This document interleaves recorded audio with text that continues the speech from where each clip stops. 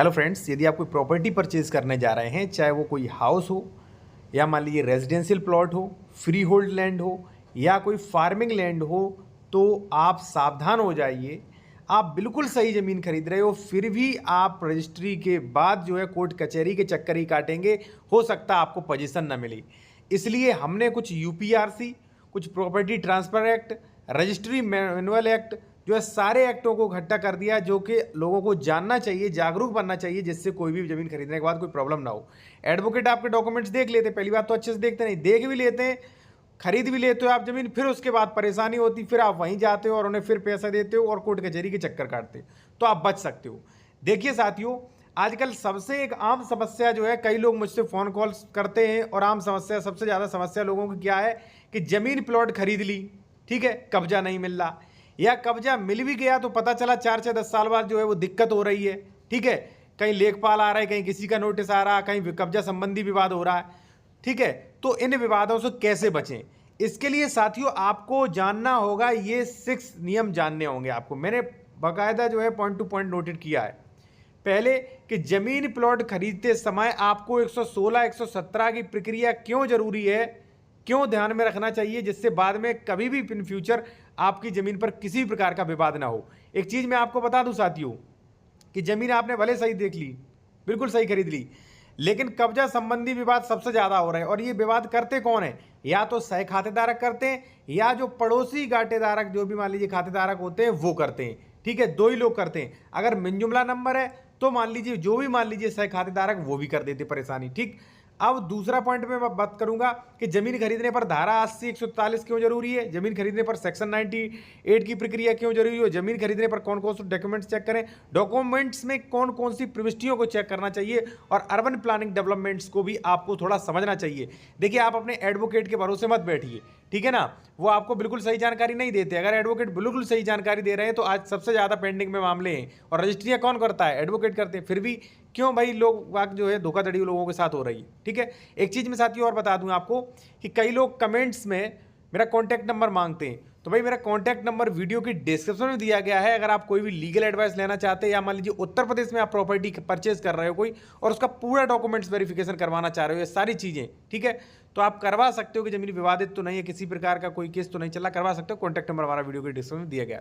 साथियों, आते अपने फर्स्ट पॉइंट पर, कि देखिए साथियों, पहली बात तो जो है आपको, देखिए आपको पूरे डॉक्यूमेंट्स चेक करने होंगे, उस पर मैं वीडियो नहीं बनाऊंगा, मैं आपको बता रहा हूं जो कि बिल्कुल सही जमीन होने के बाद भी कब्जा नहीं मिल रहा। आपको जमीन का 116, 117 चेक करना चाहिए साथियों। अब आप कहेंगे ये क्या है, तो देखिए, जैसे मान लीजिए ये खतौनी है, आप देख सकते हैं ये ब्लू कलर की खतौनी है, ये खतौनी आप देखते हो, तो खतौनी में सबसे पहले आप देखिए श्रेणी नंबर, और ये जो है खातेदार का वर्ग, क्योंकि श्रेणी नंबर गलत हुई, खातेदार का वर्ग गलत हुआ, फिर तो आप जमीन खरीद ही नहीं सकती, ठीक है।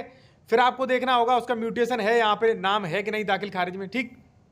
फिर आपको देखना होगा खसरा संख्या। अब खसरा संख्या में आप ये देखिए कि खसरा संख्या जो है इसका क्षेत्रफल क्या है, ये खसरा नंबर में कितने सह खातेदारक हैं, ये खसरा संख्या कहीं मिनजुमला नंबर तो नहीं है।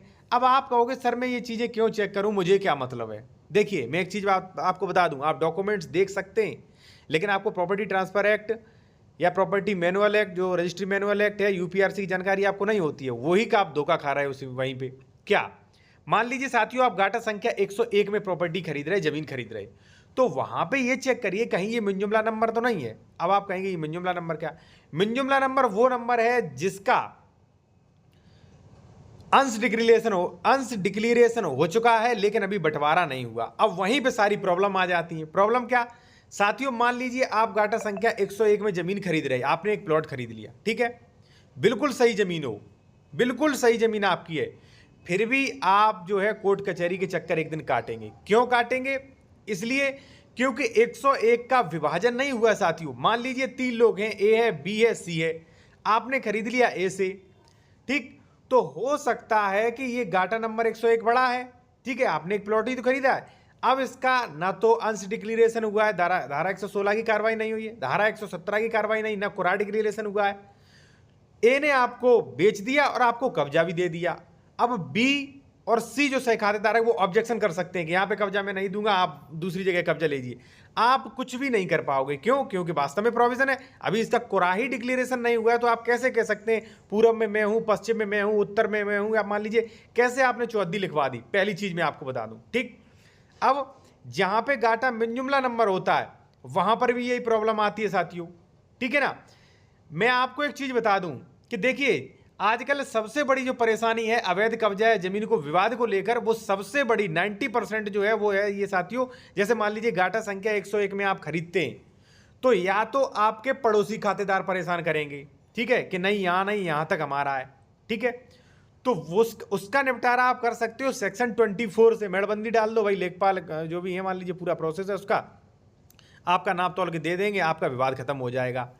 चांसेस नहीं है कि आपका विवाद खत्म होगा, आप सारी जिंदगी कोर्ट कचहरी के चक्कर काटोगे, मैं आपको बता रहा हूं। इसलिए पहले ही आप सबक सीख लें, क्योंकि कई लोगों को मेरे पास कॉल आते हैं कि सर जमीन खरीद ली, बर्बाद हो चुका हूं, कब्जा नहीं मिल पा रहा है। ठीक है, अब या तो आपसे जो गाटा संख्या से जो भूमि से सटे हुए जो गाटे हैं वो परेशान करेंगे आपको, या आपके खुद जो मान लीजिए सह खातेदार के 101 में ए बी सी उन्होंने जितने लोगों को बेचा होगा, या आपको वो परेशान करेंगे।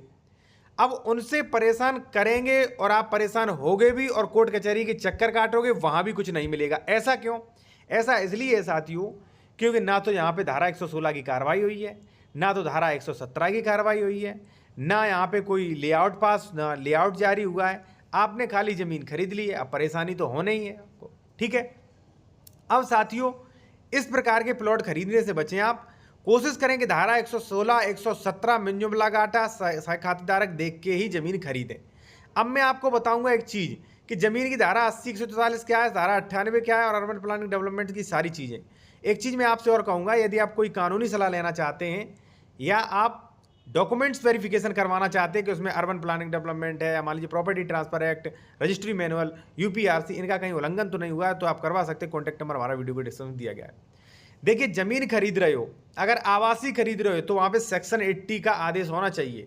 ठीक है, लेकिन साथियों अगर आप महानगर वगैरह में खरीद रहे हैं तो आप देखिए लेआउट, भले ही मान लीजिए मास्टर प्लान में वो जमीन आबादी की है, लेकिन लेआउट अनिवार्य है, वरना वो कॉलोनी हमेशा इलीगल रहेगी। ठीक है, और बुलडोजर भी कभी ना कभी चल सकता है।